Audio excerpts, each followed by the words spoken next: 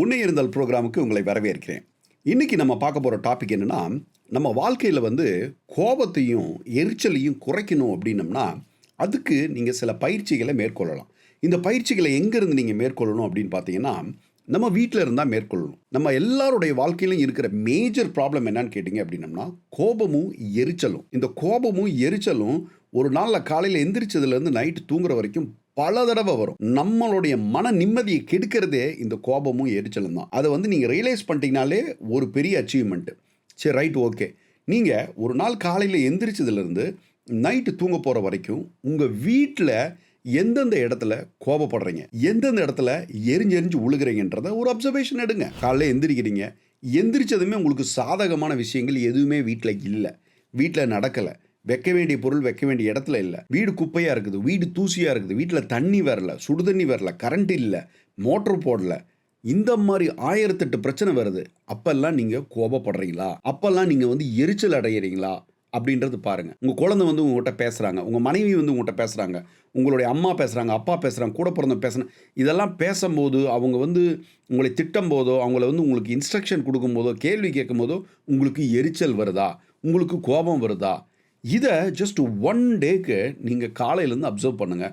முடிஞ்சால் நீங்கள் நோட் பண்ணி வைங்க. மொபைல்லையோ எதுலையோ நோட்ஸ் எடுத்துகிட்டு டைப் பண்ணிவிட்டு நீங்கள் நோட் பண்ணி வைங்க. நீங்கள் இந்த அனாலிசிஸ் பண்ணீங்க அப்படின்னாலே உங்களுடைய பர்சனாலிட்டி கோபப்படுறதும் எரிச்சல் அடைகிறதும் ஒரு நாளைக்கு எத்தனை தடவை நடக்குது அப்படின்றது உங்களால் நோட் பண்ணிட முடியும். சரி, இது என்ன வெங்காயத்தையா நான் பண்ணுறேன் அப்படின்னு சொல்லிட்டு நீங்கள் கேட்கலாம். கோபன்றது மனுஷ வாழ்க்கைக்கு நல்லதே இல்லை. அதாவது மற்றவனுக்கு கோபத்தினால பிரயோஜனம் இருக்குதோ இல்லையோ, நமக்கு சுத்தமாக கோபத்தினாலையும் எரிச்சலாலையும் பிரயோஜனமே இல்லை.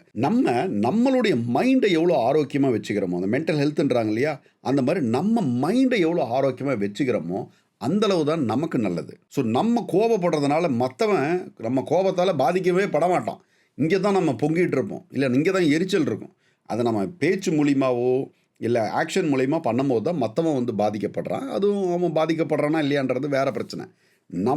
நம்மளுடைய மனதளவில் இருக்கிற மென்டல் ஹெல்த்தை காப்பாற்றணும் அப்படின்னம்னா நம்ம அதிகமாக கோவப்படாமல் இருக்கணும்.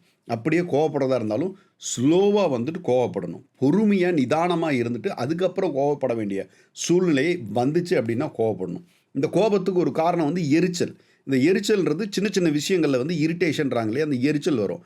நம்ம நினச்ச இடத்துல இல்லை, நம்ம நினச்ச மாதிரி நடக்க மாட்டேங்குது, இல்லை ஒன்று செய்யணும்னு நினைக்கிறோம், அதை செய்ய முடியல அப்படின்றப்ப ஒரு ஒரு எரிச்சல் வரும். பார்த்தீங்களா? ஒரு உதாரணத்துக்கு சொல்லணும் அப்படின்னம்னா, உங்களுக்குன்னு சொல்லி பார்த்தீங்கன்னா காலையில் ஒரு நியூஸ் பேப்பர் படிக்கிற பழக்கம் இருக்குன்னு வச்சுக்கலாம், இல்லை டிவி பார்க்குற பழக்கம், இது எல்லாமே கெட்ட பழக்கம் தான். பட் அந்த மாதிரி ஒரு பழக்கம் இருக்குது. ஒரு பர்டிகுலர் இடத்துல உட்காந்து நீங்கள் அதை படிப்பீங்க. அது ஒரு கம்ஃபர்டபுளான பிளேஸு. உங்கள் வீட்டில் காலையில் எந்திரிச்சு வந்ததும் அந்த இடத்துல உட்காந்து ஒரு டீ சாப்பிட்றதோ, ஒரு பேப்பர் படிக்கிறதோ, டிவி பார்க்குறதோ உங்களுக்கு ஒரு நிம்மதியை தருது அப்படின்னு வச்சுக்கலாமே. நீங்கள் எப்போ போனாலும் அந்த இடத்துல பார்த்தீங்கன்னா உங்களுக்கு உட்கார்றதுக்கு வசதி இல்லாமல், அப்போ தான் அது மேலே துணியை வைக்கிறது, தலகாணி வைக்கிறது, இல்லை புஸ்தகத்தை வச்சுருக்கிறது, இந்த மாதிரி பல விஷயத்தில் நீங்கள் அந்த இடத்துல உட்காராமல் உங்களை ஒரு எரிச்சல் காலையில் கிளப்புறது. ஸோ உங்களுடைய சந்தோஷத்தை, உங்களுடைய சின்ன சின்ன சந்தோஷத்தை அனுபவிக்க முடியாத மாதிரி ஒரு தடங்கள் வருது. அங்கே ஒரு எரிச்சல் வரும். இல்லை நீங்கள் பாத்ரூம் போகிறீங்க, பார்த்தீங்கன்னா பேஸ்ட் இல்லை சோப்பு உங்கள் ஒய்ஃப் மாற்றி வைக்கல, உங்கள் அம்மா மாற்றி வைக்கல, இதெல்லாம் ஒரு கோபத்தை உண்டாகும். இல்லை நீங்கள் போயிட்டு ஷர்ட் எடுத்து மாட்டலான்னு பார்த்தா ஷர்ட் அயன் பண்ணி வைக்கல, ஷர்ட் நீங்கள் போடணும்னு நினச்சதை துவைச்சி வைக்கல. இது மாதிரி பல விஷயங்களை சொல்லலாம். நம்மளுடைய மைண்டை அப்செட் பண்ணுறதுக்கு, எரிச்சல் ஊட்டுறதுக்கான விஷயங்கள் இருக்கும்.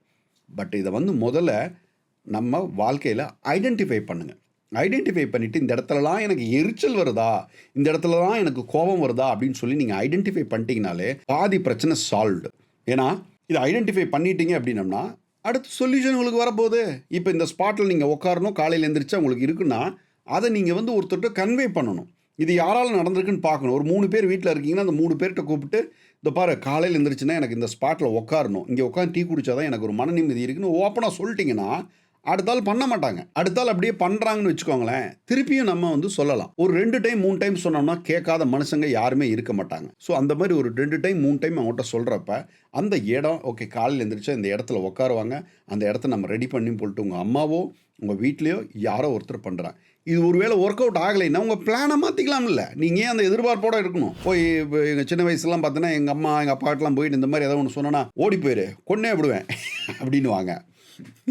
ஸோ அந்த மாதிரி நம்மளுடைய ஆசைக்கு இடம் இல்லைன்னா நம்ம அதை ஃபைட் பண்ண வேண்டியதில்லை. நமக்கு வேற என்ன ஆல்டர்னேட்டிவ்ல நமக்கு அந்த சந்தோஷம் கிடைக்கும்னு சொல்லி நம்ம தேடி போகலாம். நம்ம எதிர்பார்த்து ஏமாற்றம் அடைய வேண்டியதில்லை அந்த இடத்துல. அதே மாதிரி நம்ம ஒரு ஒரு ஷர்ட் அயர்ன் பண்ணிட்டு நீங்கள் ஒரு ஷர்ட் வந்து அயர்ன் பண்ணாமல் இருக்குதுன்னா உங்களுக்கு தெரியுது இந்த இடத்துல கோவம் வருது, இது வந்து அடிக்கடி நடக்கிற நிகழ்வு அப்படின்னு சொல்லிட்டு உங்களுக்கு தெரிஞ்சிச்சு அப்படின்னா, அப்போ நீங்களே அதுக்கு ப்ரிப்பேர் பண்ணிவிட்டு இதை அயர்ன் பண்ணி வைக்க ஒன்று ஒருத்தர்கிட்ட சொல்லணும் அப்படின்னா சொல்லலாம், இல்லை துவைச்சி வைக்கணும்னா ஒன்று ஒருத்தர்கிட்ட சொல்லலாம். இந்த மாதிரி நிறைய விஷயங்கள் எதுனால நமக்கு எரிச்சல் வருதோ அதை வந்துட்டு சால்வ் பண்ணுறதுக்கான வழிகளை நம்ம கண்டுபிடிக்க முடியும். நம்மளுடைய மைண்டை சந்தோஷமாகவும் ஹாப்பியாகவும் வச்சுக்கணும் அப்படின்னம்னா, நம்ம இந்த சின்ன சின்ன எரிச்சல்களையும் கோபமூட்டுற விஷயங்கள் எதுன்னு ஐடென்டிஃபை பண்ணுறது ஃபஸ்ட்டு விஷயமா இருக்குது. அந்த எக்ஸசைஸை நீங்கள் ஒரு நாள் செஞ்சு பாருங்கள். நம்ம அடுத்த வீடியோவில் சந்திப்போம். பாய்.